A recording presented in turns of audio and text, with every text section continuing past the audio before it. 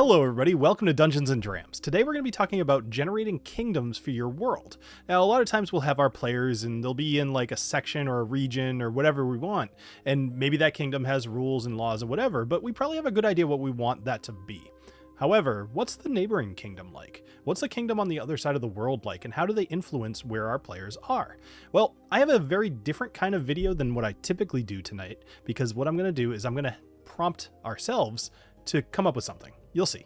This prompt here is going to be very long, and as always you can find this for free over on my Patreon. It's just easier to update things there, and I'll include some of the images that we generate here. It'll be nice, so go check that out. But if you look here, you'll see I'm a dungeon master playing Dungeons & Dragons 5th edition. I would like to generate some kingdoms within my world.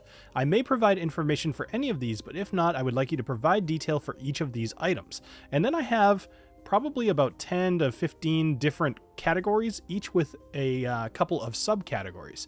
Now these I'm not going to read out, but again, find them on Patreon. If I read them out, it would be the world's most boring video.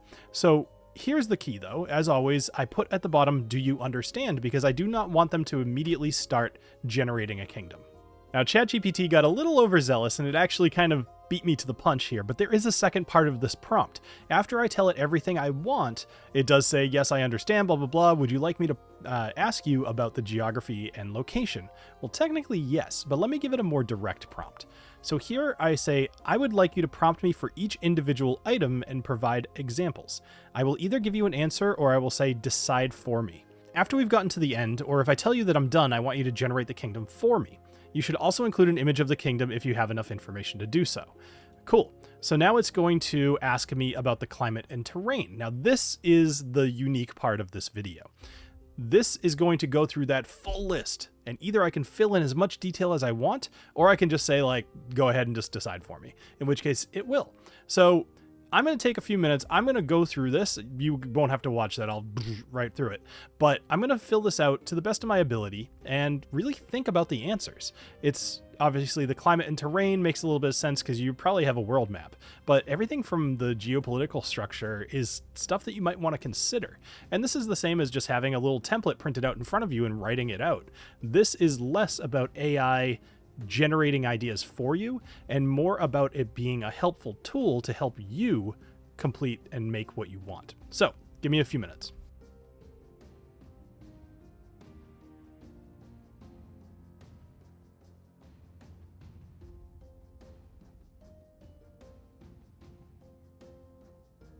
So that took me about 20 minutes, which was awesome. I actually really thought this through and the prompts were very helpful. It's that whole, like, if you kind of put something in a box, it makes it a little easier. Having too many options makes things tough.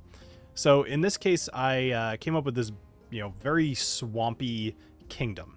And there's a whole bunch of stuff we can go over, but again, all of this will be in the Patreon. So if we look at the image here, I mean, this is a general gist. So this is cool. There's a mountain kingdom kind of to the north, and then I have a coastal city off to the east. Grasslands to the west, and to the south I think I said it was like got more and more foresty. So in this case it kind of has this big long expanse of forest as well as mountains, and it's very clearly a swamp. So all of that kind of taken into account. Now the image is whatever, it's more just to confirm kind of what you've seen, but let's go into some of the details here. Now it has a kingdom overview. Now one thing is it actually didn't name the kingdom, and that's something I would probably add to the prompt, and I'll add it with the post I make. So this is a fairly long read, and not terrible actually. And I'm not going to read the whole thing, but the gist is Swamp Kingdom. There's a god that lives in the swamp that is like essentially a giant lizard beast thing named Shasta. And all of the random little villages and whatever that are in this kingdom, they all get together once every 10 years to battle. Like a single delegate from each village that wants to will battle together, and the victor ends up becoming the king for the next 10 years.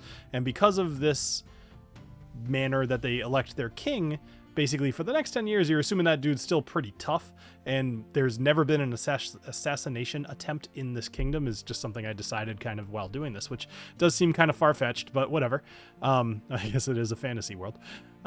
In this case, there's also these minerals that come down from the mountains, and so the people to the north are like, they believe that anything that runs down from the mountains even if it's in their kingdom, belongs to the mountain people.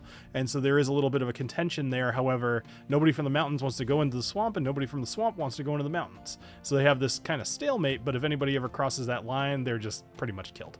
So, capitals and major cities, governments and leadership, culture and society, it kind of goes into all of these things, and this would be something worth reading through.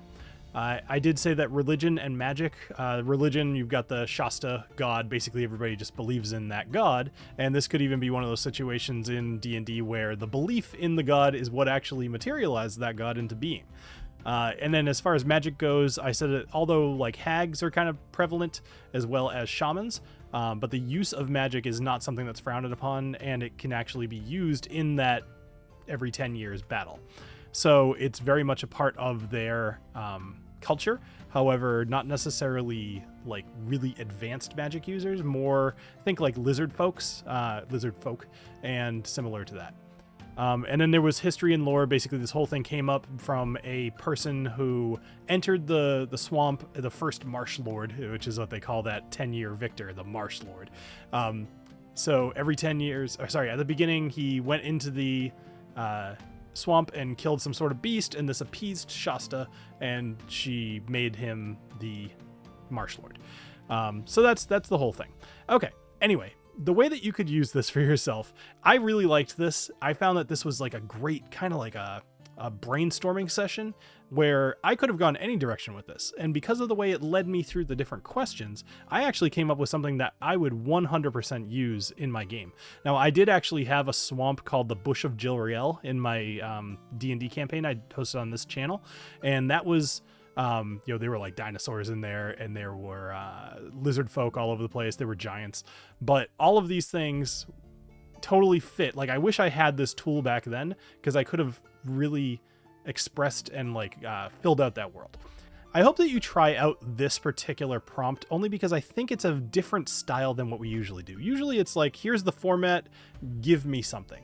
This is, here's a bunch of things I need to decide, help me decide them. And even with the examples it was giving, it was very cool. Like, it would give 3 different examples, and actually all 3 of the different examples were usually very good. There were a few of these I said, go with example number 1, go with example number 2. I like example number 3, but also this. And I found it very good. I think I only, maybe like 2 or 3 of these did I say just decide for me, because maybe I didn't care.